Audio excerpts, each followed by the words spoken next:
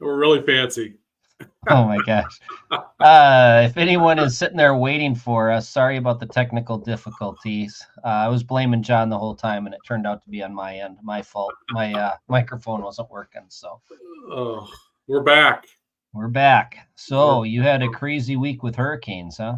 yeah, it's. I mean, fortunately, our house was fine, but a lot of work. Like I told you, I had about 15 hours of work over the weekend to get all the crap out of my yard. But and then washed and waxed some cars today to kind of get a sense of how they were. My car got a couple of dings from tree branches falling and hitting it, but I mean, what are you going to do? It's Yeah. a tiny How little much bit of rain damage. did you get in Greenville?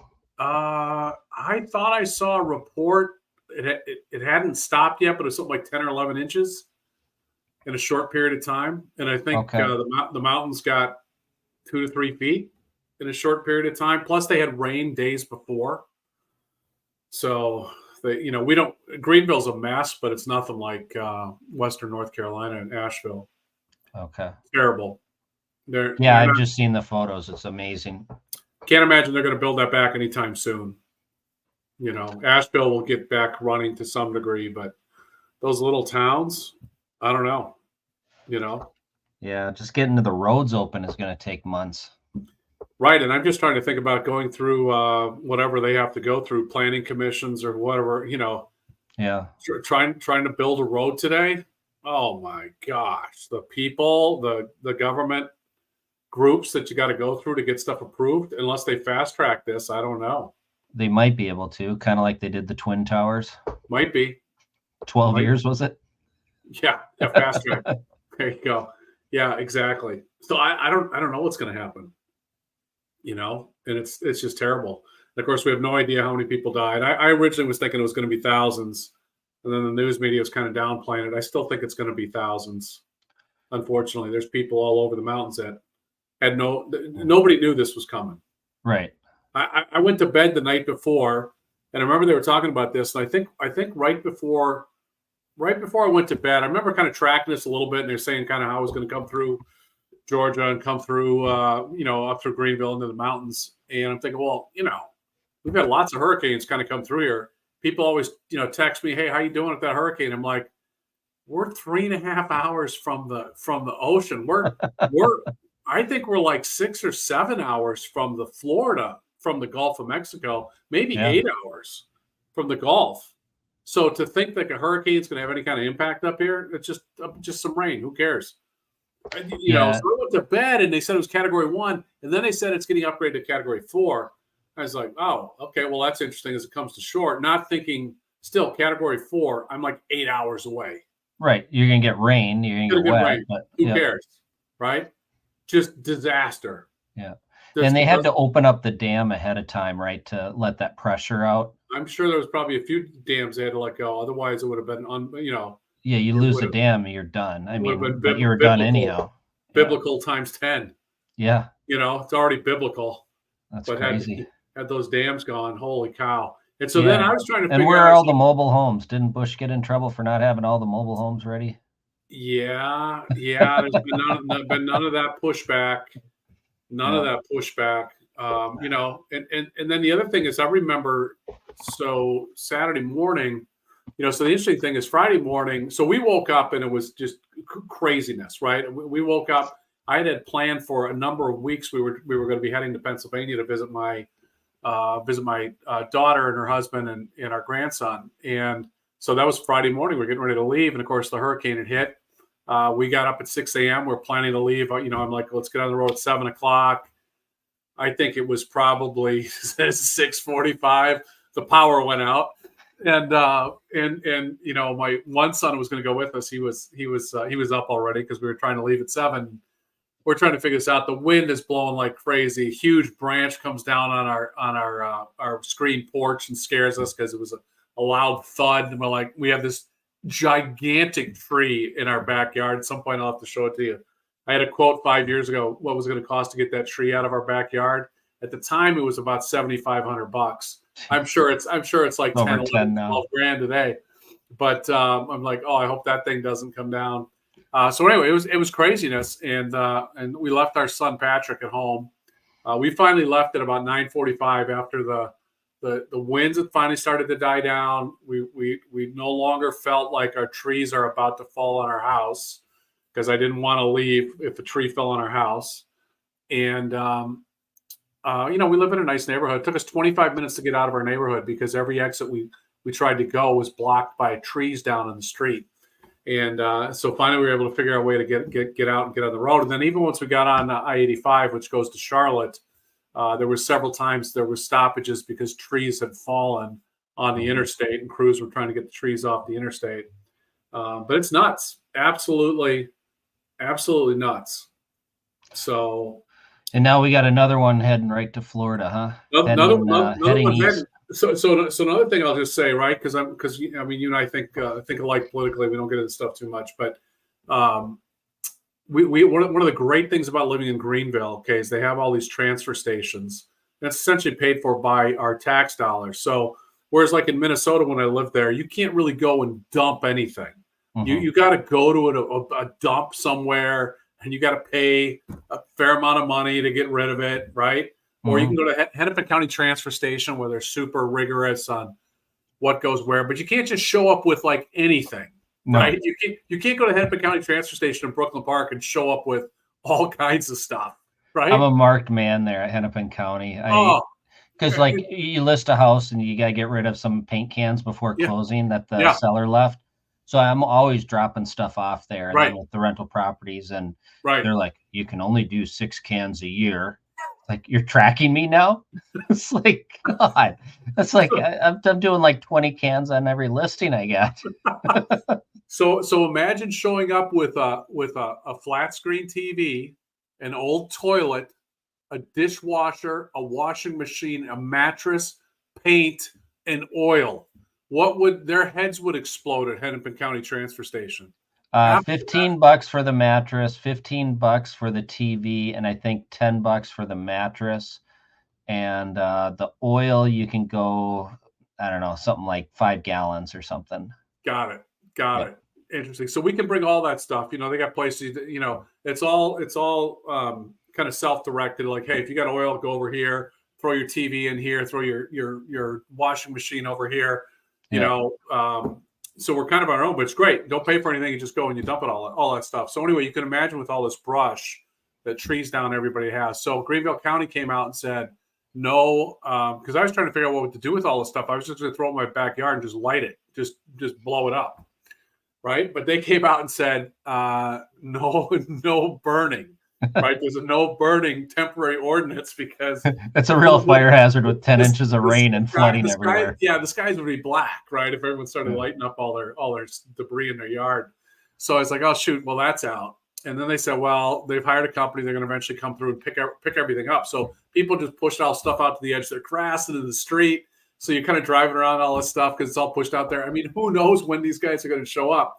So I finally decided on Friday it was a little slow. I was like, I'm just going to go and just start hauling this stuff out. So I start hauling it out. I show up and it's a different operation. All of a sudden, I'm like, hey, what's going on? They got this little tent and they got young people there and they got their phones and their iPads and all this stuff. Say hi to investing folks. He just chimed in there. So I'm asking these people, I'm like, what's going on? I'm like, is FEMA here? And like, yeah, we're FEMA. We've been hired a temporary from FEMA. And so what they did is they took every vehicle, they took your driver's license, they entered your address, they took a picture of your driver's license, they took a picture of your load, and then they let you go in and dump. So they backed all this stuff up, right? They tried to control it, where we were going to go dump it at the dump, all this stuff. So FEMA's involved there in Greenville, which is ridiculous. Then I asked them, I said, well, what's the deal? I said, is Greenville County getting reimbursed for every load people drop? They're like, yeah, basically. So I said, well, I'll be back here several more times. I mean, I think I went there 6 or 7 times. I don't know if I'm going to get a special letter from FEMA for how many times I showed up there. I have no idea. But I guarantee I'm in their database. It'll be a loan, right? Yeah, it'll be a loan. No, they send me the bill. They'll send me the bill for dumping 8 loads of the tree brush that I had. But anyway, and then the other weird thing I was telling you is that when it was storming on Friday, I noticed the rain was dirty. It was dirty. It was crazy. I'm like, I'm Like like, mud water coming down, yeah, or like leaving dirt on their car? well, dirt on the car and like dirt. I mean, because of the wind, we had a lot of wind come in against the house into our screen porch. So our screen porch, like all the furniture, everything is just covered with a coat of dirt. Just and it was just raining so hard and windy. So I don't quite understand storm dynamics. If somehow all this dirt got sucked up into the storm, and it just got dumped on places. I have no idea, but I stuff have was no idea. normally on that kind of a heavy rain. It's like, oh, the car's clean. It's like it just obliterated everything on the car. It's like I can go out there with a rag and wipe it down. Looks like I just washed it, but not this time. Not this time. So. Okay. So it's Anyway. going to wreak havoc on the real estate market. I mean, Florida Oh, got hit hard. oh, I've talking to friends down there. oh, She's forget about it. Yeah, yeah, forget she's about like, it. I'm Right. selling. I'm done. Yeah, This is 4 out of 5 years I've been hit.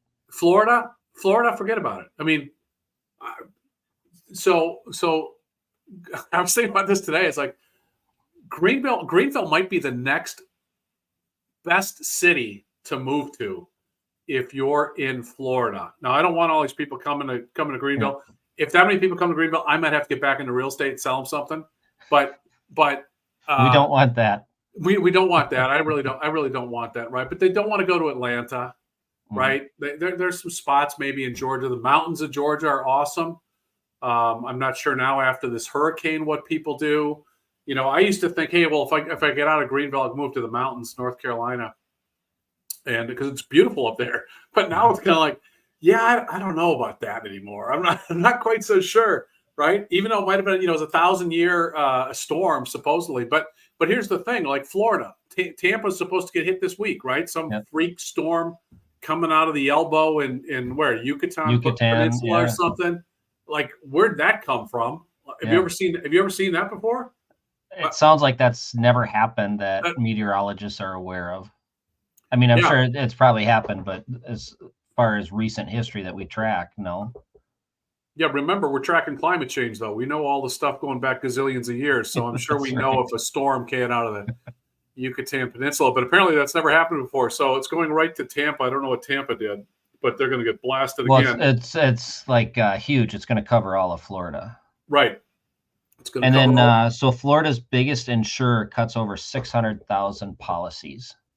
Yeah. That was the headline. I sent that to you. Yeah. But that company is Citizens Property Insurance, and it sounds like that was created by Florida legislatures back in whenever. They're going to have a huge problem. I don't know what they're going to do. My guess is you're going to end up having to do a like an Obamacare type system where the government just runs all the insurance in Florida. Okay, so Citizens Property Insurance Corporation was created in 2002 from the merger of two other entities to provide windstorm coverage and general property insurance for homeowners who could not obtain insurance elsewhere. It was established by the Florida legislature, nonprofit insurer of last resort, headquartered in Tallahassee. So they're bailing. So let me ask you this. What is the role of government? What's the role of government in this? Do we have any ideas? I mean, I guess if I'm looking at it, if I'm working for the government and I'm representative of the government and I want people to still live in the state of Florida, I think probably the number one priority for that government is going to be provide insurance for people who own real estate in Florida. If you can't insure real estate, right? If you can't get homeowners insurance, you're not going to be able to get lenders to lend on that, and your property values are just going to be cash buyers. Correct. It needs to take the priority over any other kind of welfare program that they have or schools, period. Yep. If you don't have people who can buy homes with mortgages, unless all you want is people in Florida with cash, and even those with cash don't necessarily want to self-insure. Right. Well, California ran into a similar situation with the wildfires, and who's their governor out there? Nuisance. Yeah, so he did some sort of moratorium that the insurance companies can't bail for whatever period of time. So I don't know. I mean, that doesn't sound like the right response either. But there's got to be some sort of stopgap measure. I mean, do you allow something like MediShare model, where people can self-insure, create groups? But here's the thing. You'd have to be willing do you want to be party to others? Healthcare is bad enough, and it is bad. It's terrible, right? But the insurance world in Florida, I don't know that I necessarily want to join some kind of, communal group that says we're all going to self-insure. Basically, you're self-insuring. The group gets together, you get 2-3 million people, and you all say, okay, we're going to pay whatever prorate, whatever the value of your house is. You pay $10,000 a year for every $250,000 house you have, and hope that covers it. Do you remember talking to Schwain? He just commented here. I just put this on there. Have you ever seen anything like this in your years of real estate? The insurance issues? No. Nowhere even close. No. And also, by the way, which we don't have as one of our articles, but Zillow, I think you have to pay for this. Zillow is doing climate change ratings on homes now. And I'm just thinking if that becomes public, right? So I don't know, for example, like I haven't checked it out yet to go see if I can look up my house and see what a Zillow think my climate change rating is, right? If that would affect the value of my house. But I guarantee it will affect the value of your house. If the American public think that climate change is a big issue, and more importantly, if insurers think it's a big issue, and if Zillow gets traction on saying, okay, we now have a climate model, and here's the ratio and the implications for your particular piece of property, they're damaging your property, by the way. And they're using some kind of algorithm, some information that they're putting in there to try to create their climate model. Who's to say that their climate model is correct? It's so Edina Mortgage, they're doing something with like credit score. They find if you got a higher credit score, you have less claims. Sure. Oh, who would have thought there was a correlation there? Right. Yeah. Well, so they're using that. They're starting to use that as far as ranking insurance on housing. So that's a good thing. Yeah, but it's also topsy-turvy now. I mean, it's just it's unbelievable, all this stuff that's going on. And then the other thing is just we had an insurance claim on our house. We had hail damage on our house. I think the roof repair was like $23,000. I'm sure if I had gone to the open market to get that done, it would not have been $23,000. But because it was insurance, it was $23,000. I'm going to guess maybe it would have been, I don't know, 16, 17,000 probably. Right. So it's overinflated by 5 or 6, 7,000. Probably more like 50%. 20, maybe, but I don't think I could have gotten mine for 12. But that's 30%, 35% inflated, just because it's storm related. I did 2 roofs, just your typical 3-bedroom Ramblers, 1950s Ramblers. They were under 10 grand each. Yep. One level. Yeah. No, that's pretty straightforward.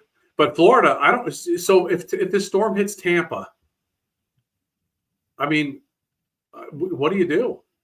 Yeah, well, Schwain's the fault here. That's why insurance is going up, because he paid $34,000 from the insurance company to have his roof redone from hail damage. What? Well, you must live in like a 12,000 square foot house, man. You're the reason we can't have anything nice. You can get siding and gutters done for that. Yeah. Foot massage. Oh my God. Oh yeah. It's just more claims beget more claims, beget more premiums. It's I don't know. It's crazy. But who would have thought that insurance, you need to be thinking about insurance now when you buy a house? That's a huge deal. That's going to be a problem going forward. Yeah. Big problem. Big problem for investors as well. Yeah. So I don't know. That Florida market's going to get hit hard. There's going to be lots of ups and downs. There's probably some opportunities to buy there. But I think, I don't know, maybe someone like the what is that? Blackstone, BlackRock. No, it's we got to come up with a different name. But one of those companies that has that those kind of resources, they could self-insure and they don't need to carry the notes on it. So it's set up prime for just to grab lots of property for some player like that. So what's going to happen for example, like in North Carolina, where my sense is a lot of those people won't be able to rebuild for whatever reason. The infrastructure is not coming in. Some of those people might be really determined because they just don't want to live in regular society. They want to live in the mountains. They'll figure it out. But if insurance comes in and says, okay, we'll give you $250,000 for your house to rebuild, I'm just trying to think, because this is being on such a scale. I'm just trying to think, do you just forego that? Do you just say, hey, I don't want to rebuild here? Can you do that? I think you can take the insurance payout and not rebuild, because I'm going to think that a lot of these insurance they're not going to have enough in there to rebuild, right? They're underinsured for what it costs to rebuild. So they take the payout amount and they can't rebuild for what they get. So then what do? Walk away, or the mortgage company will take it? Well, they owe if they owe a mortgage, right, then they got to pay the mortgage off. Yeah. And then I guess just sell the land if there's land that's there hasn't washed away. I mean, it's still there, I guess, right? But whatever it's worth. Yeah, but what took me back is you said the scale of this. Let's say this other hurricane takes out another huge chunk of Florida and the coast there. Now we're talking scale on these insurance companies. Does this rival like when Lehman Brothers collapsed and the mortgage meltdown? I mean, is this along those numbers that could knock out the whole insurance industry? I don't know. I mean, I don't know how big that is. I don't know either. And I know there used to be a lot of other huge earthquake or hurricanes and stuff. I think a lot of that happened during George Bush. And so you always heard all the numbers, colossal damage and stuff like that. You don't really hear that anymore for whatever reason. I'm not quite sure exactly why they don't they don't want to say what's going on. But, it's gigantic. But even just for mentally, right? If you've been blasted a few times now in Florida and you get hit again, is the Florida lifestyle that great that you want to stay and try to do this again? I don't know. I don't live in Florida, so I don't know. Maybe it's worth it. Do you remember the movie The World According to Garp? Yeah. What was his name again? Robin Williams. Yep. So they're standing in front of the house, right? This young couple going to buy their first house. And you see this plane sputtering off in the distance, and then kind of you hear the engine sputtering, and it cuts out, and then it starts diving down, and then they have to duck, and this plane crashes into the house they're looking at with their realtor. And then the first thing he says, "We'll take it. It's been pre-disastered." Right? I mean, what are the odds of it happening again? Exactly. Oh my gosh. So speaking of planes and all that stuff, so back to the hurricane real quick. So I remember Saturday morning, so after things had kind of calmed down a little bit, we were starting to see stuff on Twitter, like just how bad it was. And I can't remember thinking, like, why are there not hundreds of helicopters in the air right now to go try to find these people and get these people? It was just unbelievable. It's still, I mean, it's gonna be difficult for us down here for some time. It's gonna have an impact. I mean, Asheville's an hour and 15 minutes away.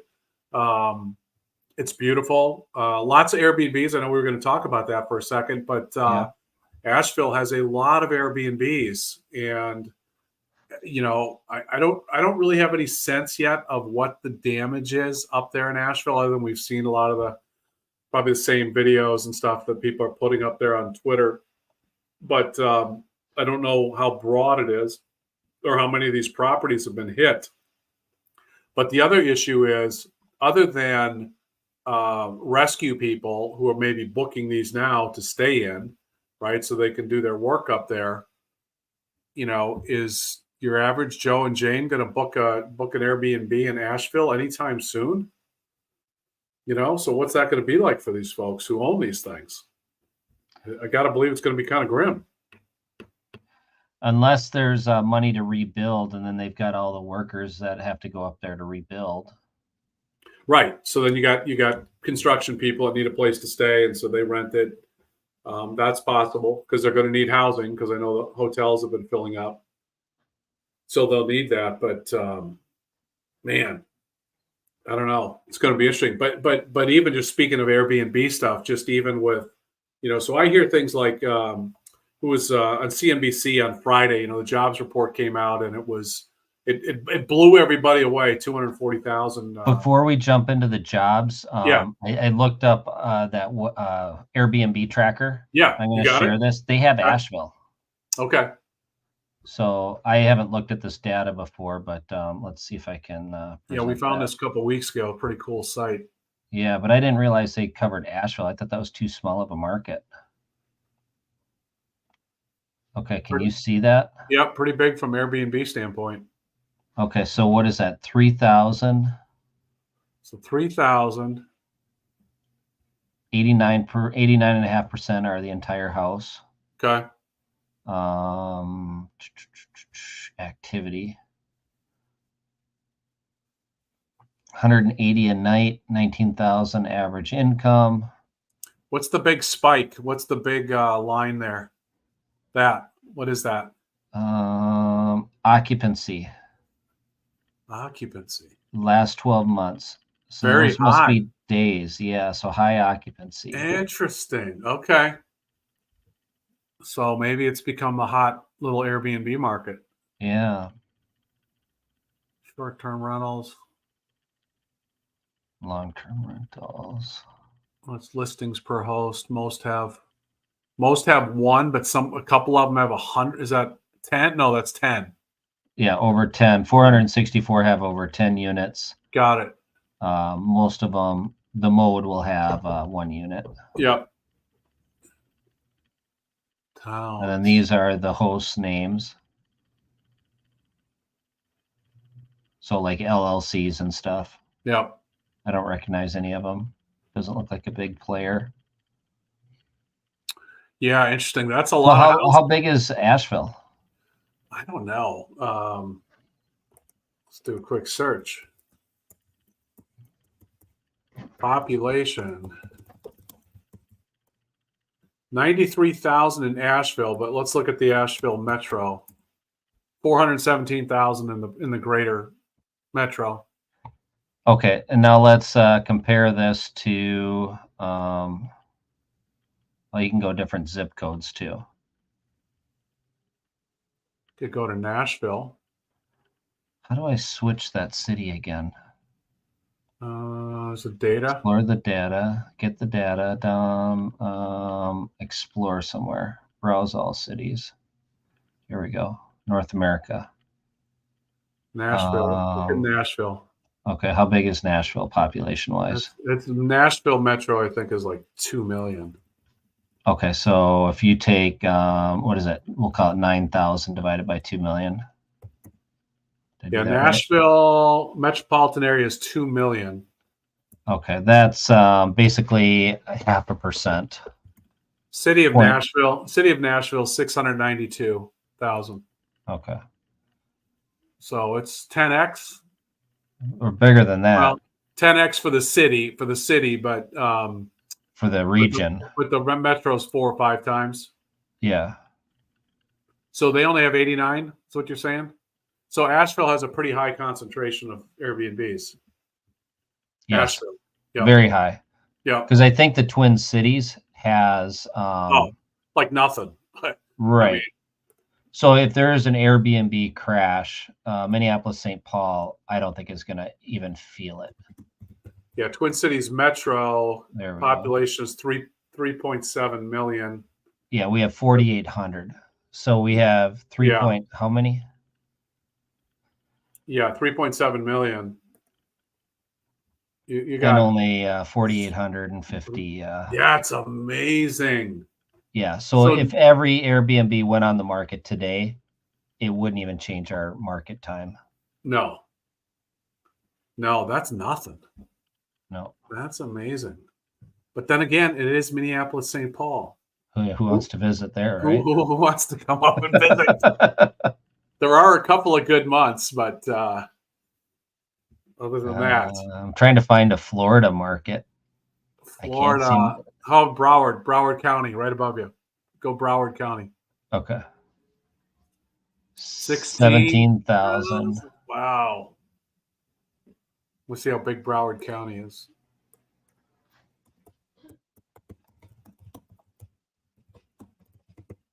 $1.95 million.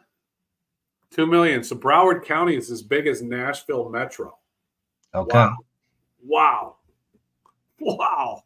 That's a lot of Airbnbs. Holy cow. I would suspect with that Dang, population, if a lot of Airbnbs hit the market, that's going to change the market. that's a lot. It's a lot, but not, like let's go to, let me look at homes for sale, Broward County. Zillow. What does Zillow say? Zillow has 14,899 homes for sale right now in Broward County. So Airbnb could double that market. Yeah, if every one of them hit. Inventory. Yep. Yeah. If everyone sold at once. Yeah. Like if they couldn't get homeowners insurance. And we don't know, like, of those Airbnbs, does it show? Doesn't really show if it's single family or if it's condo, does it? No. Okay. I would think it's a fair amount of condos, but I could be wrong. So, and those are problematic, right? In those older buildings, I think a lot of those are going to get torn down. Yes, that's another huge issue. Huge issue. Okay, so now back to the jobs report. The jobs report. Okay, so I was watching CNBC. Carl Quintanilla said that this. Don't quote me. I'm going to try to remember exactly what he said, but that this might be the best market in 35 years. Now, he's a total shill for the Democrats. I will just tell you that straight up. Big Kamala. I don't know. Sorry. I'm sorry if I'm mispronouncing your name. Big fan of hers, right? 35 years, best market on the planet. I'm not sure. I do a lot of work in the commercial real estate world. There's like retailers closing right and left. Like literally there's a gazillion square feet that's coming on the market because of big box retailers and other kinds of retailers that have given up the ghost. There's office buildings that are basically vacant. There are, what else do I hear? Building permits are down. Building permits are down. As I talk to people, business is definitely slower. McDonald's has changed their menu to try real estate transactions. Residential real estate transactions are to 2007 levels. Right. 2008 levels. Construction levels down. The only place that's booming, of course, is government jobs. Right. So if you go to work for the government or healthcare, which is effectively a government job now, and education as well, a government job. If you're in those three sectors, life is good. In fact, I just drove through DC, first time ever really driving through it. And I couldn't help but think, this was just this past week, I was like, there are a lot of people that live off of the beast of the federal government. There are a lot of people that depend on that $7 trillion a year. It's not just Zelensky and Israel. It's, there's a lot of Americans living off of that government. Yeah, I can't get my head around velocity, right? So you earn, let's say, $50,000, and you're going to pay, easy math, 20% of that, right? So 10 grand's going off into taxes. Yeah. Okay, but then you spend the other 40 grand, right? Yeah. And corporations, businesses, employees make that money. So that 40 grand then gets taxed 20%. And then what's left over, that gets taxed 20. So all of it theoretically at velocity goes all the way back to the IRS at the end of the year. Yeah, somebody did the calculations on it. I forget. It was something like about 65 or 66% of every dollar is taxed. So because that's just your tax. Yeah, right? I can't remember. I wish I had saved the way that they explained it. When you think about it, you get taxed, then you go buy something. You're paying a sales tax. But now tax. The leftover that's not taxed, right? So let's just say it's 60, that 40% then is someone else's income that then gets taxed 60%. Correct, right? So I was thinking like the payroll taxes and all the other stuff like these businesses have to pay. Yeah. So it's incredible. I mean, the people, I remember thinking about 10 years ago, and it might have been after the crash in 08 or 09, and just realizing like, man, I really was a dummy, wasn't I? It's like, I should have gone to work for the government. Who would have known? Who would have known to go work for the federal government or even the local government? Any level of government would have been such an unbelievable, secure, and well-paying job and pensions. Yeah, I had a couple of buddies that returned from Desert Storm, and I'm getting into real estate, right? And Yeah. I'm like, oh yeah, this is a way to go. Self-employed, Yeah. and create your own future. Lots of money, right? Going to make a lot of money in real estate. And so these two guys, they went to work for the Minneapolis Fire Department. They retired like Smart. 15 years later. Smart. Full pension. Yeah. And then had the capital to invest in real estate. Yeah. It's like, what was I thinking? Right. You Yeah. know? Yeah.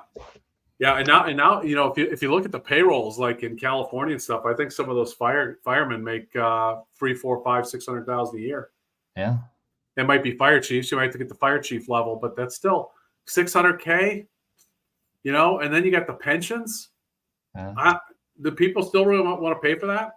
I was listening to somebody, they were talking about, I think, and I don't know if this is a real number or not. They said like the average federal government job pays $175,000 a year.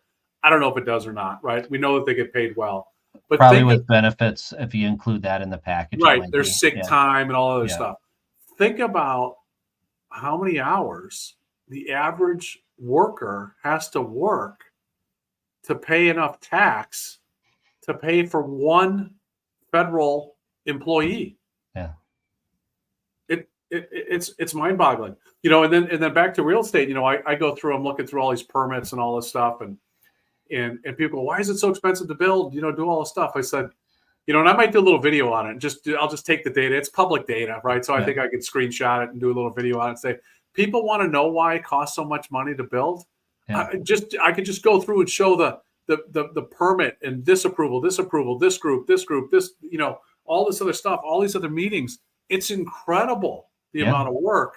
And the one thing that's interesting is I would say that it's not really, is it that much harder to build, say, a $75 or $100 million project than it is a $2 million project? Maybe not. Maybe a little bit more, but not exponentially more. So a lot of guys are building smaller projects. It's not the big giant projects, but there's just a lot of, for better or worse. Today in America, we build pretty awesome construction, but it's expensive. Yeah. If you're building a commercial property today, there's a lot of hoops you got to jump through, but it's generally a pretty phenomenal building when it's done, Right. That we tear down in 30 years and rebuild. That we tear down in 30 years. Yeah. Useful life is gone. Yeah. So, but we were so back to the jobs report, right? Back to the jobs report. 254,000 jobs. Yeah. It's like what, $140,000 over the estimates. Out of nowhere, right? And they've been revising down for what, every single month the last. The last revision for 2024 was they revised downwards 818,000. Just a slight adjustment, Right. So then you question if any of these numbers are ever accurate. Yeah.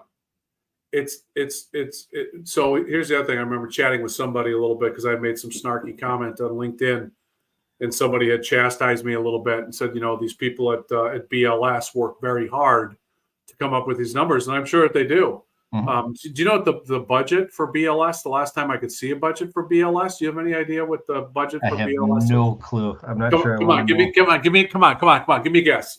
Throw a dart on the board. What do you think? Oh my God. BLS. All they do is count jobs. 100 million. 600 million. 600 million. That's the last number. I'm not misspeaking. Budget for what's it called? BLS. Yeah, Bureau of Labor Statistics. Labor jobs, federal government. Let's see. Bureau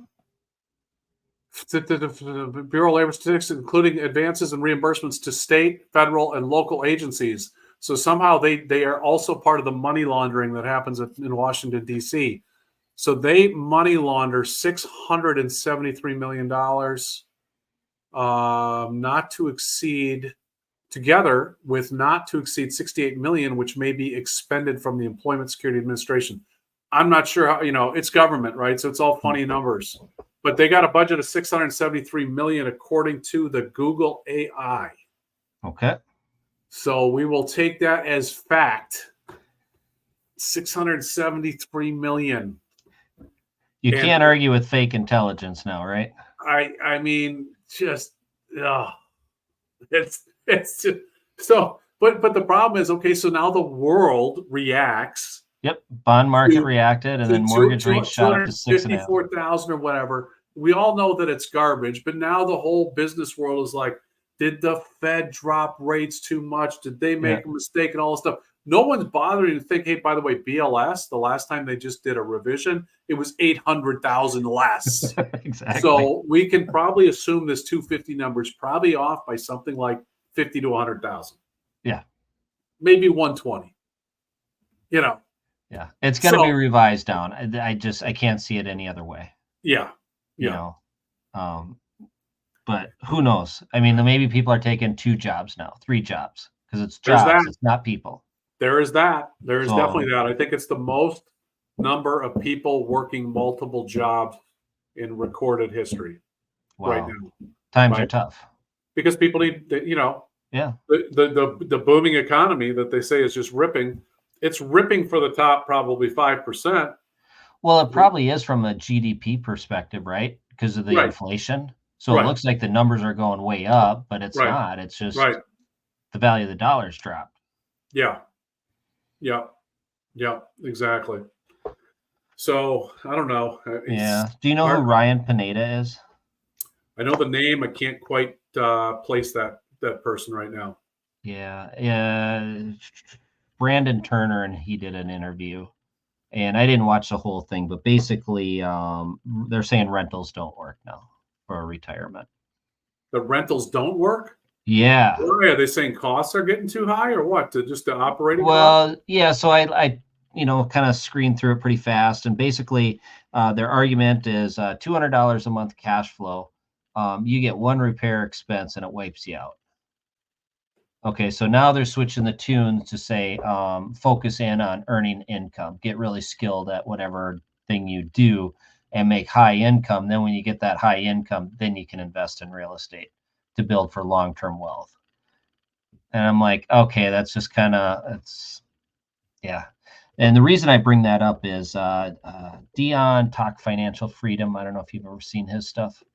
I don't think so. He did a little short video here yesterday or the day before, and he did the mode of GenX, right? So GenX, I think, is what, 1965 to 75 born, that age group. Like that. Yeah. And then so 48% of them, that's the mode, the most number, how much they have saved for retirement right now. Okay. Guess how much? Couple $100,000? 0. Oof.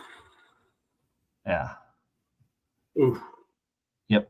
The sandwich generation, right? They got the kids living with them still, and we got the parents taking care of the parents. So we're stuck basically trying to take care of both ends of the spectrum. We're in our 50s and don't have enough money for retirement. So that's why it struck me out is don't buy rentals for retirement, because I see that as our only avenue out for our generation. Yeah, it may be. I mean, I see their point, though. I mean, one of the things that I keep reading is just there is seemingly unlimited upside to property tax and insurance costs, right? And I mean, a lot of people ripping real estate investors was like, no, you guys, these guys provide a service to the community, because not everybody wants to own a house. They want to be in one of Craig's rentals, and if the water heater goes out, Craig, hey, sorry, man.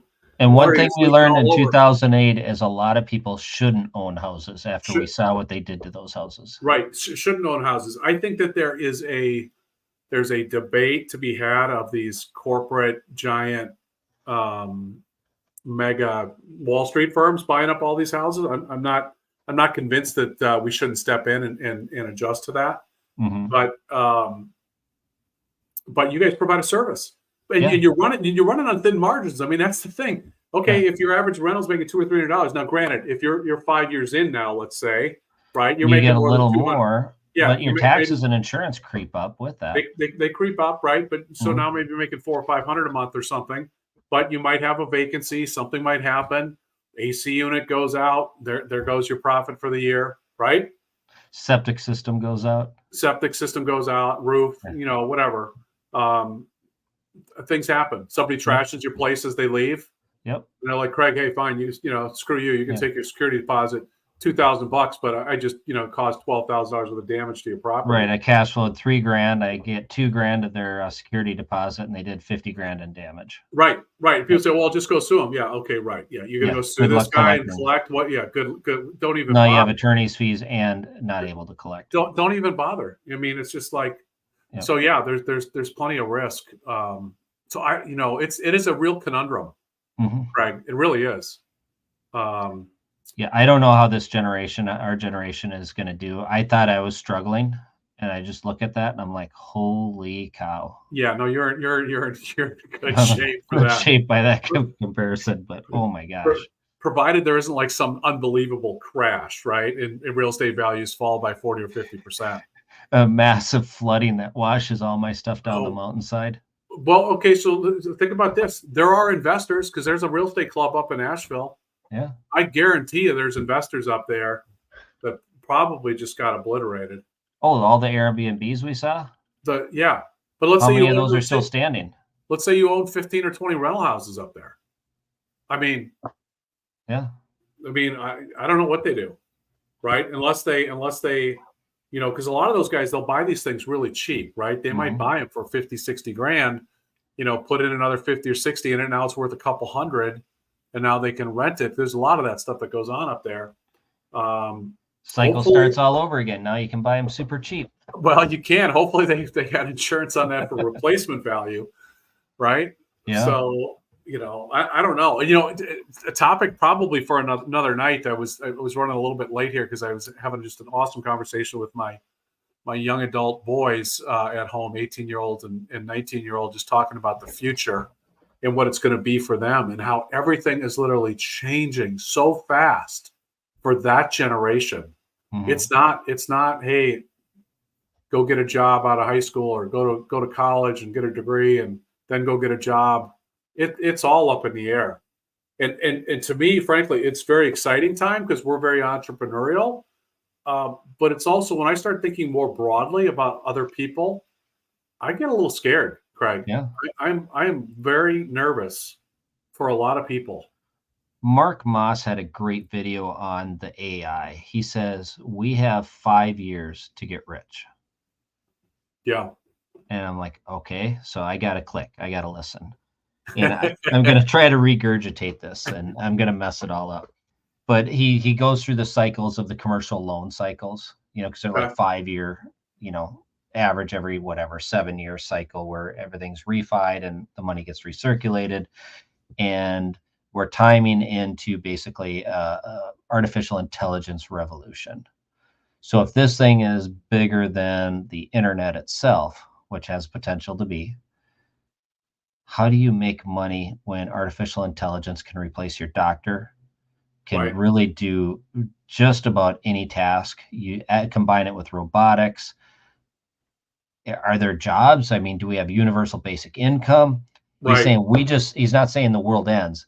Right. He's like, we have no idea what this is going to look like in 5 years. Right.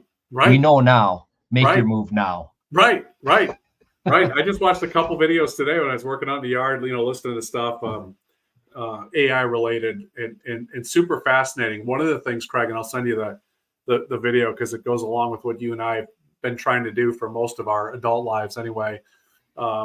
Going the independent route, right? Not the big working for the big job and all that stuff. And I did that first part of my career, and then it's been a lot harder to be independent, a lot harder, right? You go through the ups and the downs and the successes and failures, and there's no parachute, there's no net, no one's there to catch you.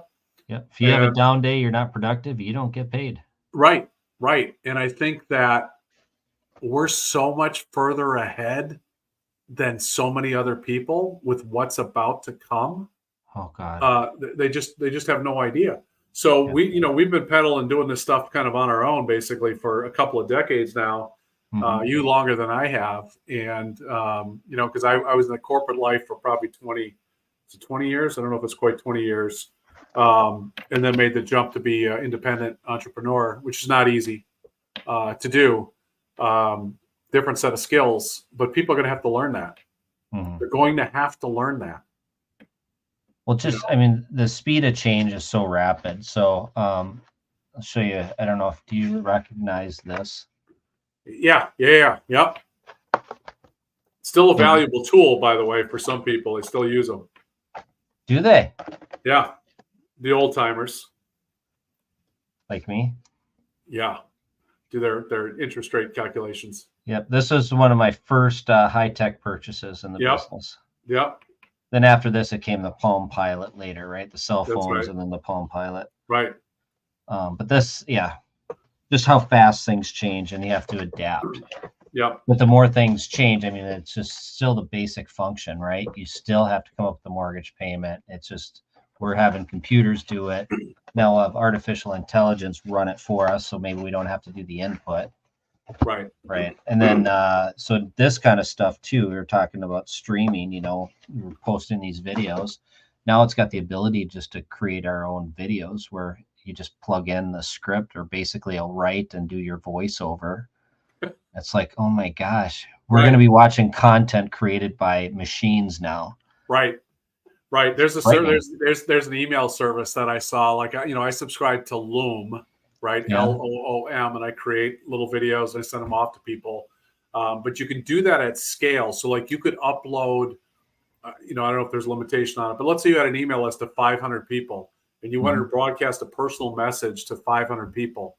They teach you how you do, you know, it's like, I don't know if you were ever a singer, but you know, when you didn't know the words to the song, you would say watermelon, and it just kind of, they can just kind of, no one really knows what you're saying. And so if you say watermelon, so they do something like that. And so you record yourself doing that. You record your main video, and then at the beginning is how you record that. And they go right over that and they say, so in the email it goes out, it's like, Dear Craig, Dear Sally, Dear John, Dear Fred, Dear Antonio. So right? I would record and I'd say, Dear Watermelon. Yeah, and then it would take wherever watermelon is, input this field. The AI will change it, right? So it will be Dear Craig, and you won't know, right? You think, dang, this guy just sent me his personal email, and you just did it to 500 people, your whole list. Wow. Right? Now you pay for that, right? It's probably $50 a month or whatever, but right. For people doing that kind of marketing, you know, yeah, it's coming. So I mean, think about us.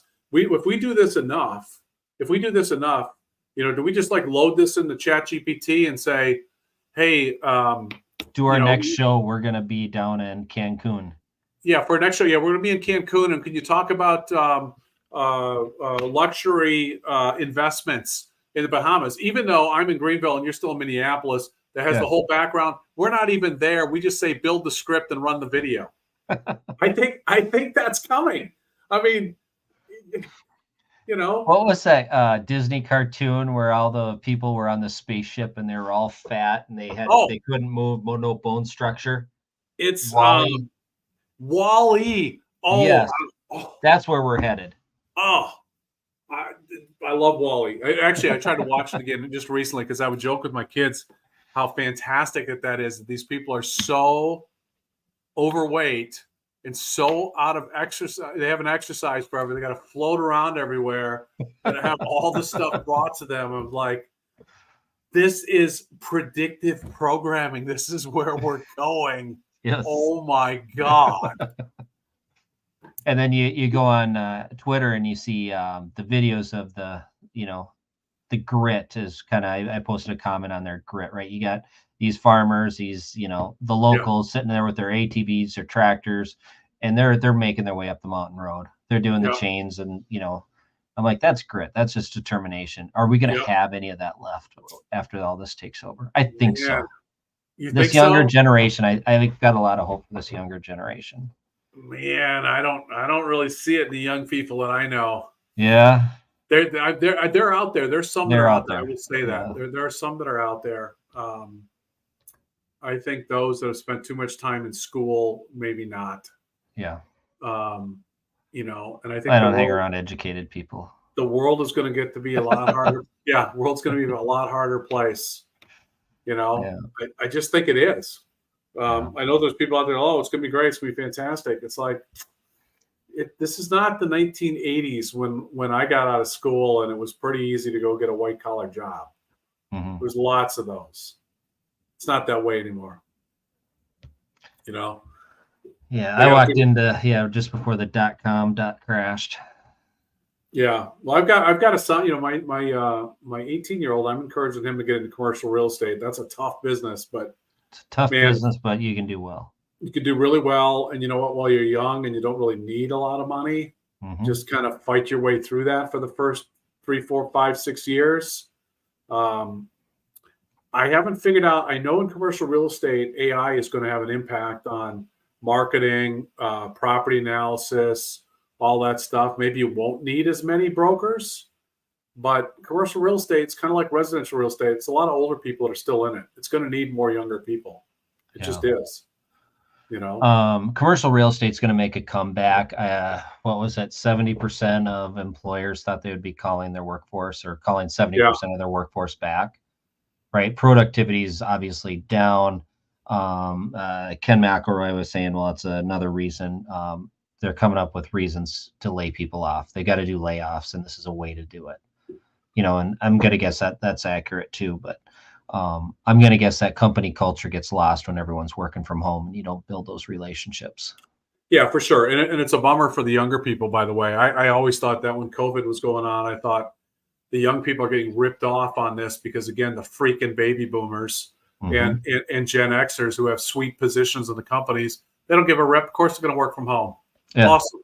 Fantastic. Collect your 250 grand a year, work from home, be flexible. Do you know how many stories I heard of people holding two jobs, two different companies? I heard lots of that. I heard lots of that as well. Yeah. So if I had to guess, part of the challenge, like in office, right? So even if all these companies start demanding everybody comes back, well, first of all, they don't need everybody. Yeah. They just don't. I mean, if you take the average company that has all these people working white collar jobs, I don't know, you could probably cut 30 or 40% of them. Send Elon Musk in there and whack it down 80%. It might be 80. I mean, I might be conservative saying 30 or 40% can go, but I guarantee you 30 to 40%. Well, even with AI, I mean, you're going to probably cut that in half. AI could cut it in half, and it's got to start with the government, right? I mean, the government, you absolutely could cut 80% of the government and not notice it at all. Forget about it. Most of those people are not working. Yeah. So, you ever been to the Social Security office, by the way, in the Twin Cities? No. Oh my God. Oh, that is an eye opener. That is a cultural experience, Craig, that you have got to try at some point. Go down to like Chicago Avenue or something. Some point, walk into the Social Security. Make sure you're packing, but check that out. Be careful where you park your car, by the way. But holy smokes, try to get some help down there. Good luck. Oh God, it's like the DMV. So did you see Greg and Rob's show? I did not, but I have to watch it. Were you talking about the MLS stuff again? Yeah. So Rob was talking that he didn't say the name, but some large broker, someone very reputable, was suggesting that the MLS is already dead and we just don't know it. Interesting. So he elaborated a little bit and said the only reason the MLS existed was the cooperative commission agreement. You and I've talked about that. Yeah. Yep. Totally. So you remove that and there's no reason to have that at all. Right. So now these bigger brokers are just better because they're talking about getting rid of the clear cooperation. Yep. So now these big brokers just hold their own listings. Now it's going to operate like the commercial real estate. Correct. Zillow disappears because they don't get a feed. Yeah. So now if you want to buy a house, you got to go to Coldwell Banker. You got to go to Remax. They're all going to have their own listings. You got to go to each one. You and I talked about this 6 months ago. Yeah. Right. We talked about this is likely where all this is going. And the consumer is not going to benefit one bit from this. Nope. The big brokers will, in the end, prevail. Yes. So it just kind of cracked me up because Greg seems like a really good guy, and he's just kind of like a little in disbelief this could happen. Right. And Rob just lets it rip, and this is right. Rob just wants to blow it all up. Other than a data collection spot, what is the purpose now of the MLS? There's no purpose for it, really. None. It's zero. It's an advertising platform, but you can do that more cost effectively elsewhere. Maybe. Right? If you're a big broker, like take Edina or Coldwell Banker in Minnesota, they're 30% of the market, each company. Yeah. So why not? Could you do that? Well, you'd have to get the rights to just like Zillow, right? So now this becomes more of a headache for Zillow, probably, right? Because they were getting the nice automatic data feed right from the MLS, one source in one market. Now they've got They would have to, yeah. You got all these big brokers, so you'd have to do a deal with Edina, deal with Caldwell, deal with EXP, deal with Remax franchises, KW franchises. Yeah. A lot more complicated. They have the eyes on their system now, so they can leverage that because they got the traffic. Yeah. But they don't have the data. The brokers have the data. Correct. So let me ask you this. If Zillow went away tomorrow, would there be any slowdown in home sales? No. I don't think so either. None. When you have to buy, you have to buy. When you have to sell, you have to sell. You're going to connect with a broker. It's just a site to go look at stuff. People would change. They would figure it out. They're like, okay, I gotta go. It's a hassle, but I'm gonna go. I'm gonna look at 70% of the market. I might miss 30% of it, but I'm gonna go look at these 5 brokers and see what they got for sale. Mm-hmm. Yeah, maybe AI will be able to scrape data from all the brokers' websites. That might happen. It might happen. But then you got some copyright issues. Yep. Yeah, I don't know, but I think that's the way it's going. I really do. And then it's going to become more challenging if you're a small broker. Yes. Right? So, well, like the commercial world, how many small brokers do you know in the commercial world? Well, commercial is a little different because they're not doing the volume, right? It's not the transaction activity that you get in residential real estate. So there are so commercial world, actually in the commercial world, it's kind of interesting. We're seeing some breakaway here in the downturn of commercial, people going to smaller brokerages. So the big guys don't quite have the clout. They certainly do in the giant industrial buildings. You're selling 1 million square feet. You're probably with one of the top 4 or 5 firms in the country. Yeah. And those guys still have a big foothold. But there's lots of opportunity for small brokers in commercial. But in the world of residential, I think that's going to change. I think it's going to be harder. And the residential real estate world always was about the entrepreneurial small broker. Yep. Go open up your own brokerage. Now it's going to become GM and Ford and Chrysler. It's going to be 4 or 5 brokers. Yeah, they took a beautiful system and they broke it. Yeah. I don't see it going any other direction, but it's going to take a couple of years to get there. Because so it's going to consolidate.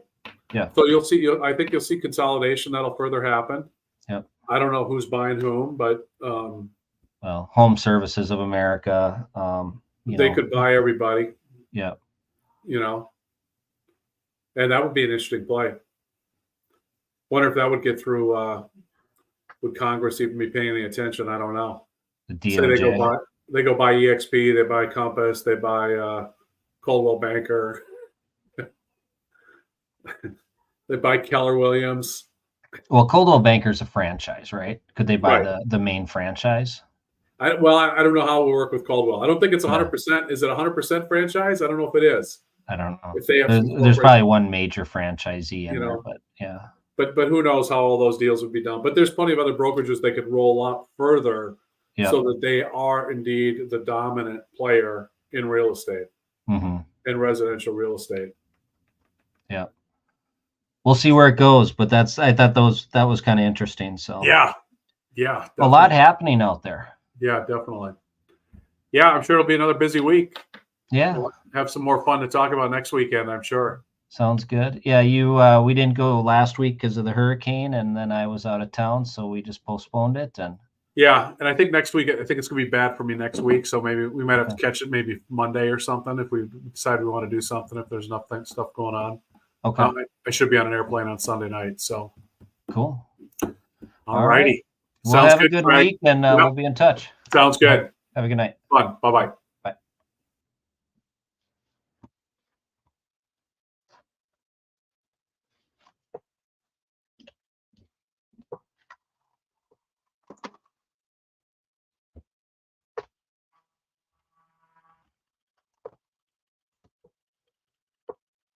Hey, John. Hey, that's kind of cool. You had somebody jump on live.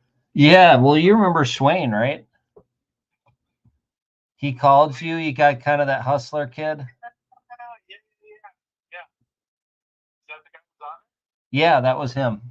So he Yeah, he had talked to you, so he knew you and he knew me. So Awesome. yeah. Yeah, that's fantastic. Yeah, no, this is fun. I think we'll just keep going. You know, finding our rhythm. Lots of stuff to talk about. Yeah, so it looked like there was 2 watching us live.